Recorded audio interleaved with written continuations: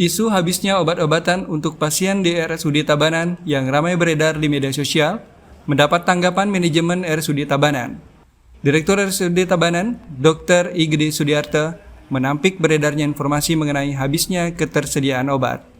Obat habis yang dimaksudkan dalam voice note adalah obat penunjang atau suplemen, bukan obat yang emergensi atau darurat. Lebih lanjut, Direktur RSUD Tabanan, Dr. Igede Sudiarto menjelaskan tersendatnya klaim BPJS terjadi saat rumah sakit mulai melakukan peralihan sistem yang diterapkan penuh sejak Desember 2025. Hal ini menimbulkan sejumlah kendala teknis seperti penyesuaian penggunaan tanda tangan elektronik dan mekanisme input data layanan. Proses peralihan sistem pencatatan layanan dari manual menuju digital berdampak terhadap arus kas rumah sakit dan memicu beredarnya isu mengenai ketersediaan obat. Meski demikian, manajemen RSUD Tabanan memastikan pelayanan kepada masyarakat tetap berjalan normal. Keterlambatan pencairan klaim ini pun turut mempengaruhi arus kas rumah sakit serta pembayaran jasa pelayanan bagi pegawai. Istilahnya kami di rumah sakit saat ini sedang mengadakan suatu perubahan sistem budaya pelayanan rumah sakit yang mulai dari manual ke sistem digitalisasi penerapan rekam medik elektronik. Nah, itulah yang menyebabkan terjadinya dalam proses itu, jadi proses klaim nilai BPJS kita mengalami hambatan karena dalam proses pengisian sistem rekam medik elektronik yang terbaru ini ternyata memerlukan suatu isian yang lengkap yang harus sesuai dengan kaedahnya. Ini murni diakibatkan karena klaim yang telah cairnya. Gitu. Semestinya klaim Desember ini kan sudah cair di akhir Januari. Nah, karena niki buat cash flow kita di rumah sakit yang tidak sehat karena adanya keterlambatan klaim. Keterlambatan klaim niki disebabkan karena kita harus melengkapi berkas-berkas klaim. Dengan sistem digital yang mulai stabil, rumah sakit berharap proses klaim BPJS ke depan dapat kembali lancar. Laporan tim liputan Tabanan, Garuda TV.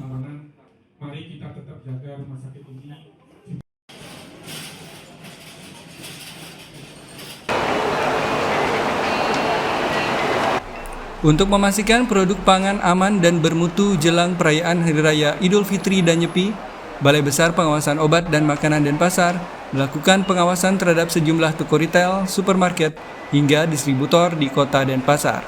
Sasaran pengawasan adalah pangan tanpa izin edar, kedaluarsa, hingga rusak seperti kemasan penyok, kaleng berkarat, dan lain-lain.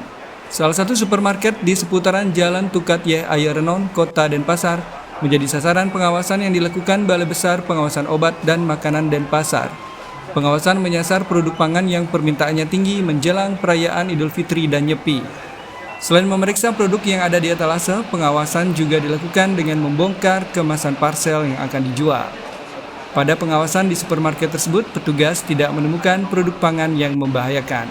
Yang nanti apakah ada izin edarnya, kemudian mungkin produk-produk yang rusak yang perlu kita perhatikan. Rusak itu mungkin expirednya masih panjang, masih ada, tetapi ternyata misalnya produk kalengnya penyok, kemudian kemasannya mungkin sudah nggak baik dan sebagainya, seperti itu.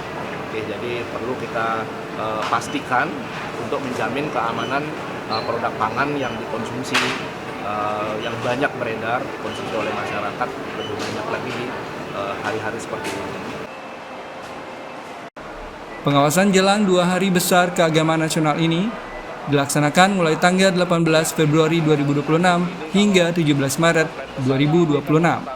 Balai Besar Pengawasan Obat dan Makanan dan Pasar menyasar sarana peredaran pangan, importir, distributor, toko, grosir, supermarket, hipermarket, pasar tradisional, serta para pembuat dan penjual parsel. Target pengawasan dititik beratkan pada bagian hulu rantai peredaran produk pangan. Laporan Tim Liputan Denpasar, Garuda TV.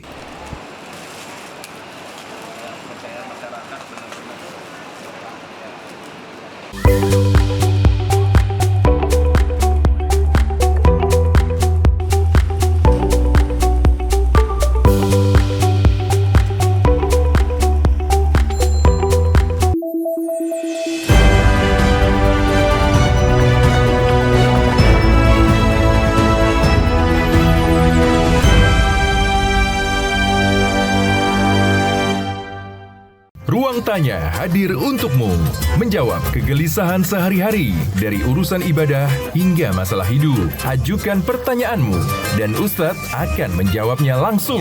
Kalau selama bulan puasa dengerin orang tua ngoceh, itu dapat pahala sabarnya nggak ya Pak Ustadz? Ridho Allah itu terletak pada ridho kedua orang tua dan murka Allah. Saksikan Ruang Tanya tayang selama bulan Ramadan hanya di Garuda TV. Tanggal tua bukan halangan untuk tetap makan enak. Ide kuliner sederhana, hemat, dan menggugah selera. Risolnya mulai dari harga 7 ribuan aja. Gas, langsung kita beli. Dari jajan pasar hingga menu rumahan favorit. Inspirasi santapan berbuka yang mudah dan bersahabat. Kuliner tanggal tua, tayang selama bulan Ramadan. Hanya di Garuda TV. Sejarah Islam menyimpan banyak kisah penting, dirangkum dalam 8 fakta pilihan, disajikan secara ringkas, jelas, dan informatif. Saudi Arabia juga menyebut bulan suci dengan dentuman meriam. Tradisi ini disebut Miftah al-Iftar. Sajian khusus Ramadan untuk menyelami sejarah Islam. Tradisi ini juga jadi ajang silaturahmi biar antar tetangga makin akrab. Klik 8, tayang selama bulan Ramadan. Hanya di Garuda TV.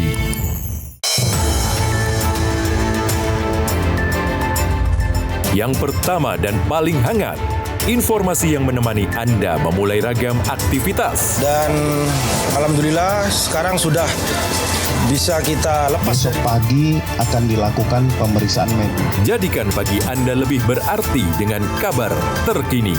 Laporan 8 pagi. Setiap hari pukul 6 pagi. Hanya di Garuda TV. Sambut pagi Anda dengan informasi terbaru yang tepat dan terpercaya. Sebanyak 1.050 unit hunian sementara telah rampung dibangun sebagai bagian dari upaya percepatan penanganan pasca bencana. Dengan informasi paling relevan dan terkini. Pembangunan kembali seperti perumahan dan infrastruktur dapat mendorong pertumbuhan ekonomi di daerah.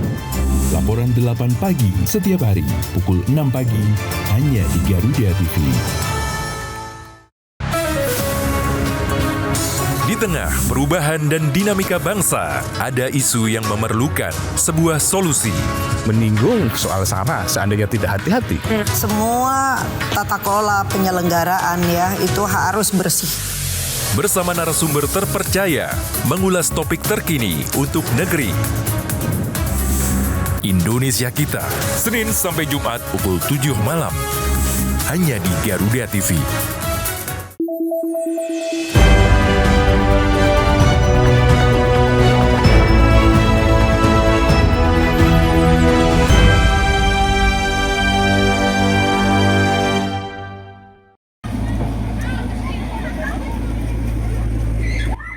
Rencana pendirian kehadiran Koperasi Merah Putih mendapat sambutan antusias dari masyarakat dari berbagai desa di Kecamatan Tembuku, Kabupaten Bangli. Masyarakat berharap kehadiran Koperasi Merah Putih nantinya mampu menjadi motor penggerak roda ekonomi desa. Khusus di Kecamatan Tembuku, Kabupaten Bangli, dari 6 koperasi desa atau kelurahan Merah Putih yang akan dibentuk, baru 1 desa yang sudah dalam proses pembangunan, yakni KDMP Jahem, sedangkan yang lainnya masih persiapan lahan. mengingat di Kecamatan Tembuku banyak ada tanah milik desa adat yang lokasinya cocok untuk pembangunan KDMP. Camat Tembuku, Iputu Sumardiana, akan mengintensifkan koordinasi dengan pihak terkait agar lahan tersebut bisa digunakan. Langkah ini juga sebagai solusi mengatasi kendala lahan. Pihak kecamatan pun berkomitmen akan terus mendukung pembangunan seluruh KDMP di Kecamatan Tembuku dan melakukan pengawasan bersama pihak TNI. Sama di Bali ini kan yang punya lahan adalah desa adat dan desa dinas. Nah ini juga satu potensi yang penting untuk dicermati berdasarkan rapat tempo hari. Format yang bisa disarankan tentu kerjasama dengan perjanjian antara desa dinas dengan desa adat terkait dengan lahan untuk pembangunan koperasi desa Merah Putih ini. Dengan kerjasama seluruh pihak, diharapkan keberadaan koperasi desa atau Kelurahan Merah Putih di Kecamatan Tembuku segera bisa berdiri, sehingga nantinya mampu mensejahterakan anggota maupun mengangkat potensi desa yang ada. Laporan Tim Liputan, Bangli, Garuda TV.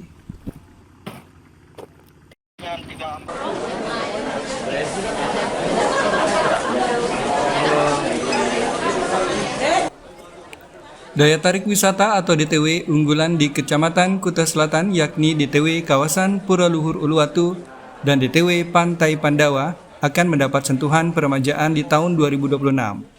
Peremajaan difokuskan pada penguatan kualitas seperti penambahan amenitas serta peningkatan sarana dan prasarana pendukung. Untuk meningkatkan kualitas dan daya saing pariwisata, Pemkab Badung akan melakukan peremajaan terhadap sejumlah destinasi. Pada 2026, program tersebut memprioritaskan destinasi wisata di wilayah Kuta Selatan. Untuk kawasan DTW Uluwatu, peremajaan akan difokuskan pada penyediaan lahan parkir yang lebih baik dan representatif. Selain itu, sejumlah sarana dan prasarana penunjang lainnya juga akan dibenahi. Sementara di DTW Pantai Pandawa, Pemkab Badung akan membangun kios-kios untuk masyarakat sebagai upaya mendorong aktivitas ekonomi lokal dan pelaku ekonomi kreatif. Kalau kita tentunya untuk peremajaan beberapa destinasi tentu adalah penambahan daripada amenitas ya, sarana prasarana penunjang tentunya. Untuk di tahun 2026 ini itu ada di Kuta Selatan ada 2 program yang cukup fenomenal kaitannya di Uluwatu. Yang kedua itu adalah di Pantai Pandawa. Selebihnya itu adalah pembenahan dan penambahan beberapa fasilitas di desa wisata yang kita miliki di Kabupaten Badung. Kepala Dinas Pariwisata Kabupaten Badung, Inyoman Budiarte, menyebut upaya peremajaan daya tarik wisata sekaligus memperpanjang masa hidup destinasi, meningkatkan kualitas pengalaman wisatawan, serta dan mendorong ekonomi lokal yang inklusif. Laporan Tim Liputan, Badung, Garuda TV.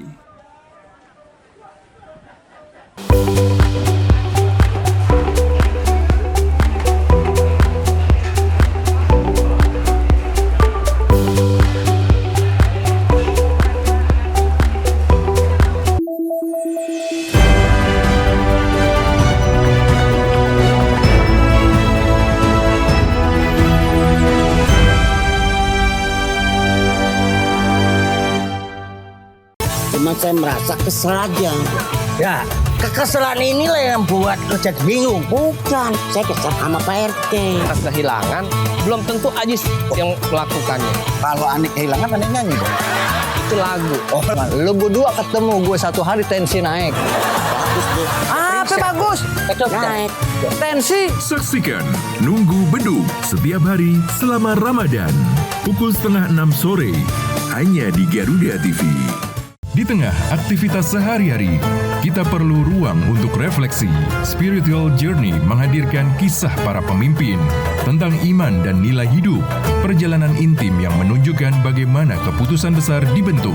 Kita ditambah berkahnya, jangan sampai kufur.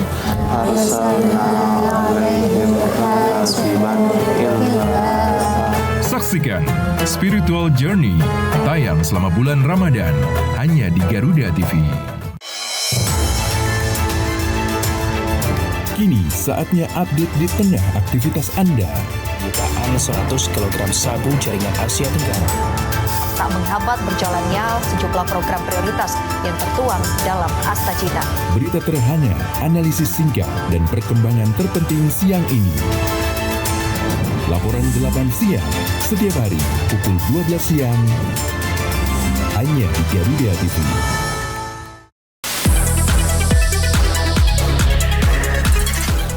Dunia hiburan memang selalu penuh warna. Drama panggung yang tak terlupakan hingga cerita cinta yang menghebohkan. Rahasia di balik kesuksesan para selebriti. Elegan intens, suasana lokasi yang Kehebohan apa saja yang terjadi saat ini. Saksikan Gosip Panas Selebriti. Hanya di Garuda TV. Dinamika peristiwa publik terus bergerak, informasi terkini, akurat, dan terpercaya. Pemerintah juga terus mempercepat penyaluran dana tunggu hunian bagi korban bencana alam di Sumatera Barat. Menemani waktu sore Anda dengan perkembangan berita terbaru. Laporan 8 petang, pukul 6 sore. Hanya di Garuda TV.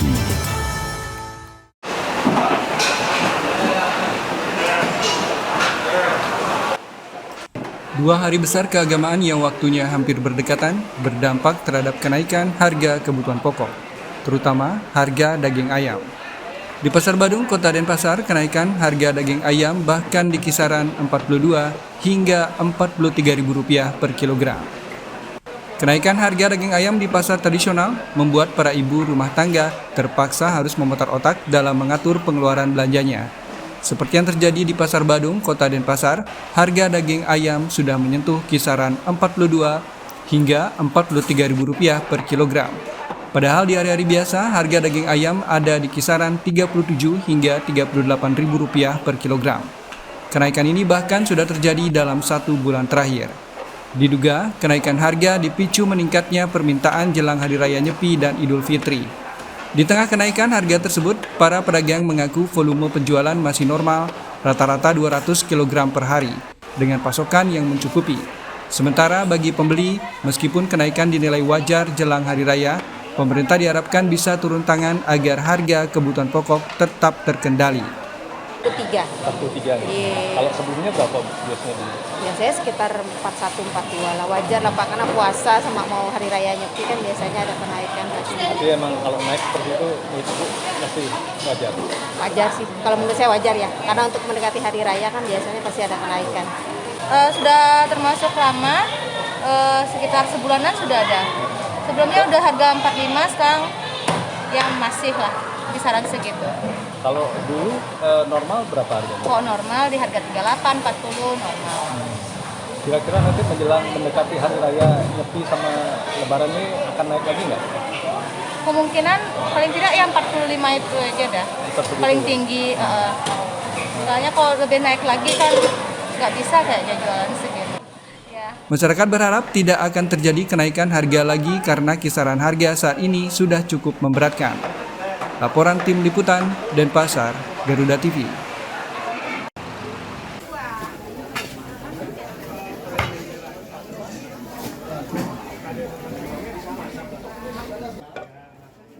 Kenaikan harga daging ayam juga terjadi di pasar tradisional di Kabupaten Karangasem. Kondisi ini pun membuat omset pedagang menurun drastis. Di pasar tradisional Amblapura Timur, harga daging ayam terpantau terus mengalami kenaikan sejak sebulan terakhir. Jika sebelumnya harga berada di kisaran Rp43 hingga Rp45.000, kini sepekan jelang Hari Raya, harga telah mencapai Rp48 hingga Rp50.000 per kilogramnya. Kenaikan ini dipicu oleh tingginya harga ayam hidup di tingkat peternak. Harga ayam broiler siap potong yang sebelumnya hanya Rp25.000 kini naik menjadi Rp30.000 per ekor. Hal ini pun berdampak langsung pada omset pedagang. Banyak konsumen yang memilih beralih ke menu lain atau mengurangi jumlah belanjaan karena tingginya harga.